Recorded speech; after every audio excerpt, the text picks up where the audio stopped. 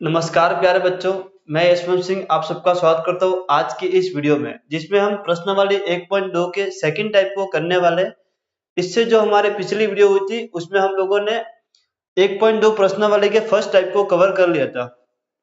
अगर आप लोगों ने उस वीडियो को नहीं देखा है तो डिस्क्रिप्शन में आप लोगों को उस वीडियो की लिंक मिल जाएगी, आप लोग वहां पर जाकर वीडियोज को देख सकते हो। आज जो हम करने वाले हैं वो सेकंड टाइप को करने वाले हैं। सेकंड टाइप है किस टाइप का, पहले मैं आप लोगों को वो बता देता हूँ, फिर हम लोग इसको स्टार्ट करेंगे। जैसा कि आप लोग जानते हो कि जो फर्स्ट टाइप था उसमें हम लोगों ने वर्गमूल 2, वर्गमूल 3, वर्गमूल 5, वर्गमूल 7, वर्गमूल 11, वर्गमूल 13 या फिर जो भी आपके बुक में सवाल थे उन सवाल को किस टाइप से आप लोगों को सॉल्व करना है वो हम लोगों ने कल की वीडियो में यानी कल के लेक्चर में समझ लिया था। आज जो हमारा सेकंड टाइप होने वाला है उसमें जो चीज हम सिद्ध कर चुके हैं, जैसे कि वर्गमूल 2, वर्गमूल 3, वर्गमूल 5, वो तो होगा ही होगा, उसके साथ में प्लस माइनस या फिर गुना में और भी संख्या दे रखी होगी, जैसा कि आप लोगों को स्क्रीन पर दिखाई दे रहा है ये वाला क्वेश्चन। देखो यहाँ पर वर्गमूल 5 तो दिख ही रहा है, इसके गुणा में आपको संख्या दिख रही है, प्लस में भी दिख रही है, हो सकता है यहाँ पर माइनस में भी हो सकता है, भाग में भी हो सकता है, यानी कि बटा में भी हो सकता है, इस टाइप से भी हो सकता है, यानी कि 1 अपॉन वर्गमूल 2 भी हो सकता है, वो 1 अपॉन वर्गमूल 3 भी हो सकता है, प्लस में भी हो सकता है, माइनस में भी हो सकता है या फिर गुना में भी हो सकता है। तो इस टाइप का जो सवाल हो गया वो हमारे सेकंड टाइप के सवाल हो गए। तो आप लोग समझ गए हो कि सेकंड टाइप के सवाल किस टाइप के होने वाले हैं, किस तरह के दिखेगा आप लोगों को, जैसा कि स्क्रीन पर आप लोगों को दिख रहा है। फर्स्ट टाइप के सवाल को हमने किया था वर्गमूल 2, वर्गमूल 3, वर्गमूल 5 को हमने सिद्ध करने का एक पैटर्न बनाया था कि जो चीज हमें दे रखी है उसका उल्टा मान के हम लोग चल रहे थे, और जैसे उल्टा मान के चल रहे थे उसके बाद में हम थोड़ी बहुत कैलकुलेशन करते थे और लास्ट में हम लोग बोलते थे कि हमने जो माना था वो गलत था, हमने जो गलत माना था हमने जो माना था वो गलत था, तो जो दे रखा है वो क्या हो गया, सही हो गया। तो इसी टाइप से इसी सवाल को भी करना है, लेकिन फर्स्ट टाइप का जो सवाल है वो थोड़ा लेंथी था, थोड़ा समझने लायक था। ये जो सेकंड टाइप का सवाल है थोड़ा छोटा सा है, लेकिन करना उसी टाइप से थोड़ा सा अलग है। तो किस टाइप से करना है मैं आप लोगों को बताता हूँ। तो चलिए हम लोग शुरू करते हैं। तो सिद्ध कीजिए कि 3 प्लस 2 रूट 5 एक अपरिमेय संख्या है। तो शुरुआत में तो हम लोग को वही करना है जो उस वाले सवाल में किया था, हम लोगों ने माना था, तो हम लोग यहाँ पर भी मान लेते हैं कि माना माना माना माना वर्गमूल 2 सॉरी 3 प्लस 2 रूट 5 एक परिमेय संख्या है, एक परिमेय संख्या है, परिमेय संख्या है। अगर ये परिमेय संख्या है तो हमें परिमेय संख्या की परिभाषा लिखनी पड़ेगी, जैसा कि हम लोगों ने अगले लेक्चर में किया था जो कल हमारा हुआ था उसमें, जिसे P बाय Q के रूप में P बाय Q के रूप में लिख सकते हैं, जहां Q नॉट इक्वल टू 0 हो और P व Q पूर्णांक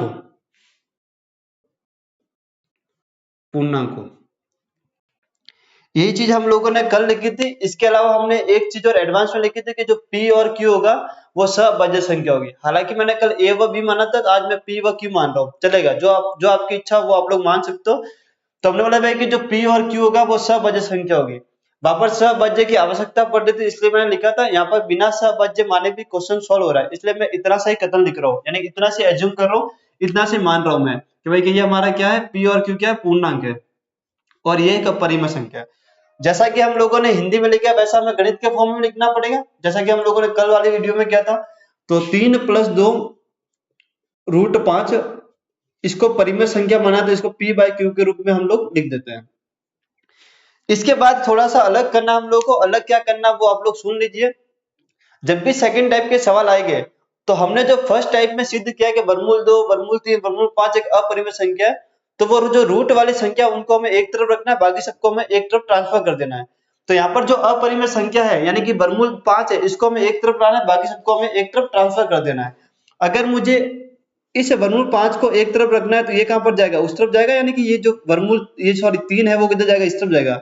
अगर 3 इधर जाएगा तो किसमें होगा, माइनस में होगा, माइनस में होगा, यानी प्लस वाले को अगर आप लोग उधर भेजोगे तो माइनस में आ जाएगा। मैंने कहा कि मुझे वर्गमूल 5 को एक तरफ रखना है, बाकी सबको मुझे ट्रांसफर करना है, तो ये गुना वाला कहां पे चला जाएगा, भाग में चला जाएगा। गुना वाला कहां पे चला जाएगा, इस पूरे के भाग में चला जाएगा, यानी कि 1/2 हो जाएगा। ये कितना हो जाएगा, 1/2 हो जाएगा।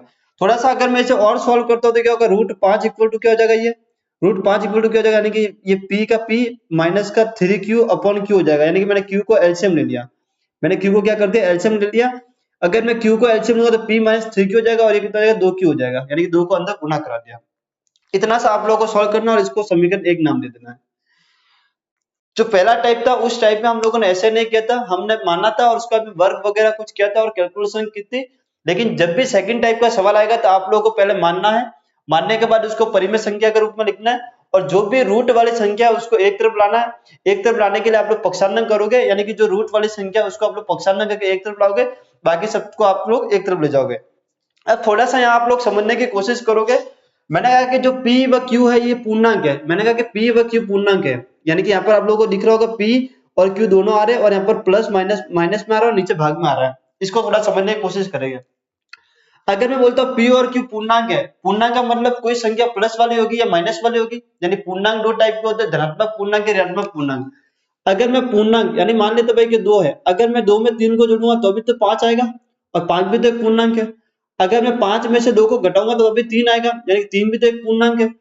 अगर मैं 5 में 2 का गुणा करूंगा तो कितना आएगा, 10 आएगा, जो कि एक पूर्णांक है। अगर मैं 5 में 2 का भाग कर देता हूं तो पूर्णांक आए ना आए लेकिन परिमेय संख्या जरूर आएगी। पूर्णांक आए ना आए लेकिन ये क्या हो जाएगी, परिमेय संख्या जरूर हो जाएगी। ये बात आप लोगों को समझ में आ गई होगी, तो आपका जो सवाल है वो सॉल्व हो गया है।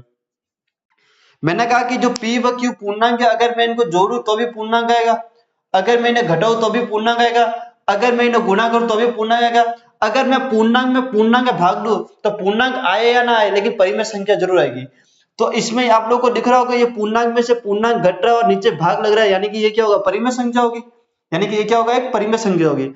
तो हम लोग बोले भाई कि ये एक परिमेय संख्या है। क्या है ये, एक परिमेय संख्या है। अब हमें ये लिखना भाई कि p minus 3q upon 2q एक परिमेय संख्या है, एक परिमेय संख्या है, एक परिमेय संख्या है। ये हमने कैसे बोला, ये हमने इसको देख के बोला भाई कि ये एक परिमेय संख्या है। लेकिन आप लोग तो जानते हो, आप लोग तो जानते हो कि वर्गमूल 5 तो क्या है, एक अपरिमेय संख्या है। परंतु हम लोग जानते हैं ना, परंतु वर्गमूल 5 equal to p minus 3q upon 2q समीकरण 1 से है ना। परंतु परंतु हमने बोला भाई कि ये तो एक परिमेय संख्या है, लेकिन हम लोग जानते हैं कि वर्गमूल 5 तो क्या है, एक अपरिमेय संख्या है। क्या आप लोग ऐसा मुझे बता सकते हो कि परिमेय संख्या अपरिमेय संख्या के बराबर हो सकती है क्या, परिमेय संख्या अपरिमेय संख्या के बराबर हो सकती है क्या? यानी कि ये परिमेय संख्या है और ये अपरिमेय संख्या है, जब ये अपरिमेय संख्या और ये परिमेय संख्या, ऐसा हो ही नहीं सकता। यानी कि अगर ये अपरिमेय संख्या तो ये भी अपरिमेय होगा। परंतु मैंने बोला भाई कि ये यानी कि ये परिमेय है, लेकिन वर्गमूल 5 तो क्या है, अपरिमेय, यानी कि जो कि क्या है, अपरिमेय, जो कि क्या है, अपरिमेय, जो कि अपरिमेय है, जो कि क्या है, अपरिमेय है, अपरिमेय है। परंतु समीकरण 1 ऐसे लिख देता मैं, परंतु समीकरण 1 तो अपरिमेय है, जो कि क्या, अपरिमेय है, यानी कि ये क्या है, हमारा अपरिमेय। अगर ये हमारा अपरिमेय है तो ये वाला भी क्या होगा, अपरिमेय होगा। ये परिमेय था, इसको हमने बोला परिमेय संख्या, लेकिन हम जानते हैं कि वर्गमूल 5 तो अपरिमेय, तो ये पूरा क्या होगा, अपरिमेय होगा, ये पूरा अपरिमेय होगा। यानी ये पूरा क्या होगा, अपरिमेय होगा। यानी कि वर्गमूल 5 तो अपरिमेय, तो ये भी क्या होगा, अपरिमेय। तो p minus 3q upon 2q भी क्या होगा, अपरिमेय होगा, अपरिमेय, अपरिमेय होगा, अपरिमेय होगा। इतनी बात समझ में आई कि आप लोगों को, ये परिमेय है लेकिन हम जानते हैं कि वर्गमूल 5 तो अपरिमेय, वर्गमूल 5 अपरिमेय, तो अपरिमेय के बराबर ये संख्या तो ये भी अपरिमेय होगा। तो हमने बोला भाई कि ये क्या है, एक अपरिमेय। अब पहले हमने बोला भाई कि ये परिमेय है, अब हमने बोला भाई कि ये अपरिमेय। पहले हमने बोला भाई कि ये परिमेय, अब हमने बोला अपरिमेय, अपरिमेय। तो ऐसा हो नहीं सकता, ऐसा हो नहीं सकता। अब ये अपरिमेय, ये अपरिमेय, तो हमने जो माना था वो तो गलत हो गया।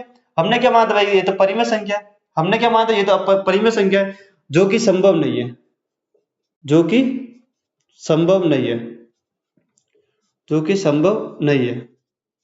अतः अतः 3 + 2 3 + 2 √5 एक अपरिमेय संख्या है,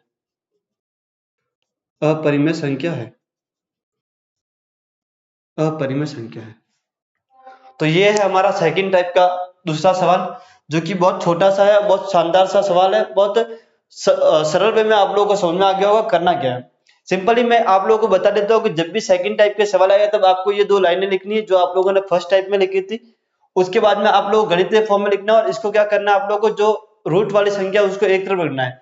जैसे आप लोग रूट वाली संख्या को एक तरफ रखोगे, बाकी सबको ट्रांसफर करा दोगे, तब आप लोगों को दिख रहा होगा ये पूर्णांक और पूर्णांक में पूर्णांक का भाग लगता है, तो वो क्या होता है, परिमेय संख्या होती है। तब ये बताओगे भाई बराबर है, लेकिन आप लोग देखोगे जो समीकरण एक तो √5 के बराबर है, यानी कि √5 तो क्या है, एक अपरिमेय संख्या है।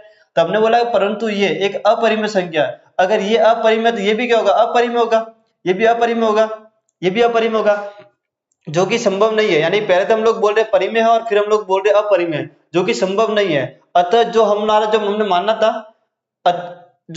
कि 3 + 2 √5 एक परिमेय संख्या है, तो वो क्या हो जाएगा, एक अपरिमेय संख्या हो जाएगा। और ये हमारा सेकंड टाइप का सवाल जो आप लोगों को समझ में आ गया होगा। मैं थोड़ा सा साइड में हो गया, आप लोग चाहो तो इसका स्क्रीनशॉट ले सकते हो।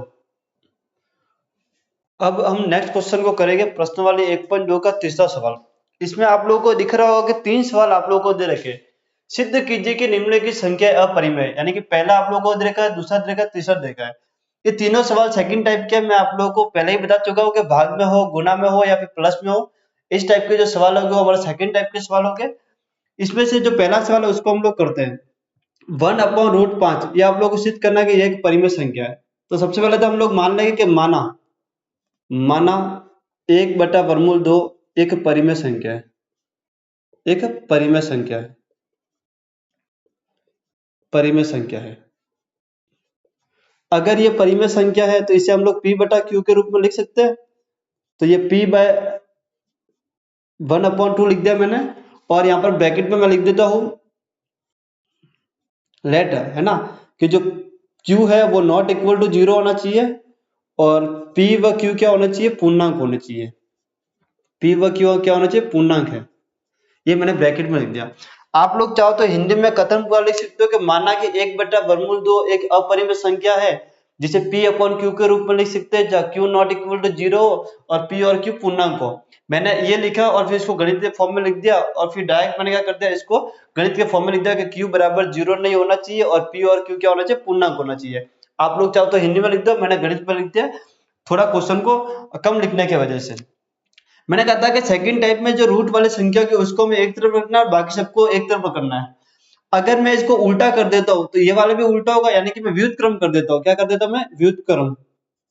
व्युत्क्रम करने पर, व्युत्क्रम यानी कि इसको उल्टा करने पर व्युत्क्रम कर दूंगा तो ये क्या हो जाएगा, Q/P हो जाएगा, और ये क्या हो जाएगा आपका √2 हो जाएगा। यानी कि √2 को मैंने एक तरफ ला दिया और इसको मैंने एक तरफ ला दिया। आप लोग चाहो तो पक्षांतर में कर सकते हो, यानी कि इसको यहाँ पे भेज दो, वर्गमूल 2 हो जाएगा और ये कितना हो जाएगा, Q/P हो जाएगा। बात वही है, आप लोग ऐसे करो या फिर ऐसे करो, ठीक है। आपको पक्षांतर करके √2 अलग लाना है। अगर आप लोग देखोगे तो ये जो पूर्णांक है, इस पूर्णांक में पूर्णांक का भाग लग रहा है, तो ये तो क्या हो गया, परिमेय संख्या होगी। यानी कि जो Q/P है, Q/P है, Q/P एक परिमेय संख्या है। Q/P एक क्या, परिमेय संख्या है।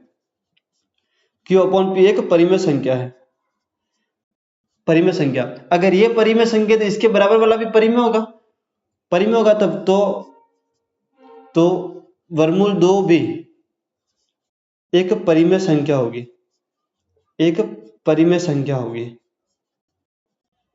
परिमेय संख्या होगी। लेकिन आप लोग जानते हो कि वर्गमूल 2 तो एक अपरिमेय संख्या, क्योंकि हम लोगों ने वर्गमूल 2, वर्गमूल 3, वर्गमूल 5 को सिद्ध कर दिया है कि वर्गमूल 2 है, वर्गमूल 3 है, वर्गमूल 5 तो अपरिमेय संख्या है।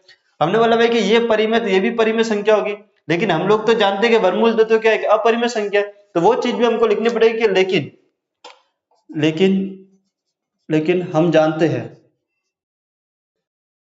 हैं कि वर्गमूल 2 एक अपरिमेय संख्या है, अपरिमेय संख्या है, अपरिमेय संख्या है, जो कि संभव नहीं है, संभव नहीं है। अब क्या संभव नहीं है वो समझो आप लोग। पहले हमने बोला कि ये एक परिमेय संख्या है क्योंकि बटा के रूप में, इसके बराबर ये वाली संख्या ये भी परिमेय होनी चाहिए। तो हमने बोला कि वर्गमूल 2 भी एक परिमेय संख्या है। लेकिन हम लोग तो जानते हैं कि वर्गमूल 2 तो अपरिमेय संख्या है। हम लोग कैसे जानते हो, क्योंकि हम लोगों ने पहले सिद्ध किया है, तो हम लोग बोलते हैं कि ये अपरिमेय संख्या है। अब ये पहले परिमेय है फिर अपरिमेय, जो कि संभव नहीं है भाई, ऐसा नहीं हो सकता। अतः हमारी कल्पना गलत है। अतः हमने क्या कल्पना की थी, हमने ये की थी भाई परिमेय संख्या है। अब अतः हमारी कल्पना गलत है, कल्पना गलत है। तो 1/√2 एक अपरिमेय संख्या है, अपरिमेय संख्या है, अपरिमेय संख्या है। तो ये है आप लोगों का जो तीसरा सवाल है उसका पहला। आप लोगों को थोड़ा यहाँ पर डाउट लग रहा होगा कि पहले वाले जो सवाल मैंने किया था इसका दूसरा सवाल, उसमें मैंने अलग लैंग्वेज यहाँ पर लिखी थी और यहाँ पर मैंने अलग लैंग्वेज लिखी है। तो आप लोग वो वाली लैंग्वेज भी लिख सकते हो, आप लोग ये वाली लैंग्वेज भी लिख सकते हो। मेरे हिसाब से ये लैंग्वेज ज्यादा ईजी है। सिंपली आपको मानना है, मानने के बाद आपको रूट वाली संख्या को एक तरफ करना है। फिर आप लोग बोलोगे कि ये इस तरफ वाला परिमेय है तो ये भी परिमेय होगा, लेकिन हम लोग तो जानते हैं कि वर्गमूल 2, वर्गमूल 3, वर्गमूल 5, वर्गमूल 7, 11, 13 ये सब तो क्या अपरिमेय है। पहले ये परिमेय, अब ये परिमेय, जो कि संभव नहीं है। संभव कहां से होगा, ये परिमेय कहां पर, ये तो अपरिमेय। संभव नहीं है तो हमने जो माना था, यानी कि हमारी जो कल्पना थी वो गलत है, और कल्पना गलत हो गई तो जो दिया हुआ होगा वो क्या होगा, अपरिमेय होगा। तो मेरे हिसाब से ये बेटर है, आप लोग इसको लिख सकते हो। मैं थोड़ा साइड में जाता हूँ। अब हम लोग करने वाले अपना जो दूसरा सवाल है, वो दूसरा सवाल मैं यहाँ से स्टार्ट करूंगा। भाई क्या दे रखा है दूसरा सवाल, दूसरा सवाल आपको ये दे रखा है भाई कि 7√5 एक अपरिमेय संख्या है। तो सबसे पहले हम लोग यही पैटर्न को दोहराएंगे। मानेंगे, माना 7√5 एक परिमेय संख्या है, परिमेय संख्या है, परिमेय संख्या है। अगर ये परिमेय है तो इसे मैं p/q के फॉर्म में लिख सकता हूं, मैं p/q फॉर्म में लिख सकता हूं। अगर मैं p/q फॉर्म में लिखूंगा इसको, तो q क्या होना चाहिए, 0 के बराबर नहीं होना चाहिए। p व q क्या होना चाहिए, पूर्णांक होना चाहिए। p व q पूर्णांक है। ये चीज आप लोग हिंदी में लिख सकते हो, इसको गणित में लिख सकते हो। फिर मैंने आप लोग कहा था कि आप लोगों को क्या करना है, रूट वाली संख्या को एक तरफ रखना है। यानी कि ये p/q है, इसको मैंने इधर रखा, और ये जो गुना वाला यहाँ पर क्या पड़ जाएगा, भाग में आ जाएगा, और ये कितना हो जाएगा, वर्गमूल 5। ये आपका समीकरण 1 है। अगर आप लोग समीकरण 1 को देखोगे तो ये क्या आप लोग की परिमेय संख्या है, यानी कि p/7q एक परिमेय संख्या है। अब ये कैसे परिमेय संख्या है मैं आप लोगों को बता चुका हूं। परिमेय संख्या एक बार मैं फिर से आप लोगों को बता देता हूं कि परिमेय संख्या कैसे है। परिमेय संख्या, ये p एक पूर्णांक है और q भी एक पूर्णांक है। पूर्णांक में अगर पूर्णांक का भाग लगाओगे तो परिमेय संख्या आएगी, अगर जोड़ोगे, घटाओगे, गुणा करोगे तो पूर्णांक क्या आता है। 7 में 7 का गुना होगा तो एक परिमेय संख्या होगी। अगर ये परिमेय तो इसके बराबर भी क्या होना चाहिए, परिमेय होना चाहिए। तो रूट पांच भी एक परिमेय संख्या है, एक परिमेय संख्या है, परिमेय संख्या है। लेकिन हम जानते हैं कि वर्गमूल 5 तो एक अपरिमेय संख्या है, अपरिमेय संख्या है। कैसे जानते हैं हम लोग, क्योंकि हम लोगों ने पहले सिद्ध कर दिया है कि वर्गमूल 2, वर्गमूल 3, वर्गमूल 5 अपरिमेय संख्या है। तो ये संभव नहीं हो सकता, एक बार ये परिमेय बोल रहा है, एक बार अपरिमेय बोल रहा है, जो कि संभव नहीं है, जो कि असंभव है, जो कि असंभव है।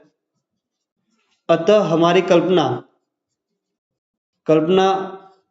एक लड़की का नाम है, अतः हमारी कल्पना गलत है।